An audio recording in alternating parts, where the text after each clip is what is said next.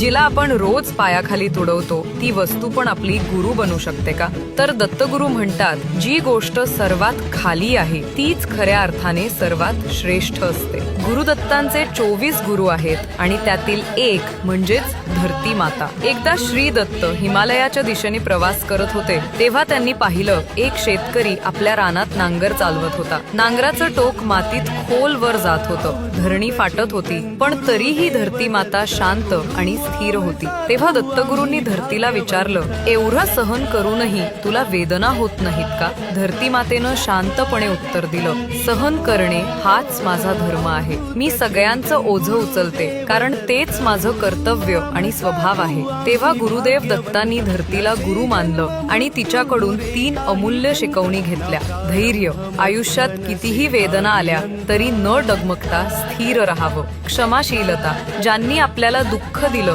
त्यांनाही माफ करून पुढे जात राहावं. निस्वार्थ सेवा, कोणतीही अपेक्षा न ठेवता प्रत्येकाची मदत करत राहावं. म्हणूनच म्हणतात, धरती ही केवळ माता नाही तर श्री दत्तांची प्रथम गुरु आहे. श्री गुरुदेव दत्त.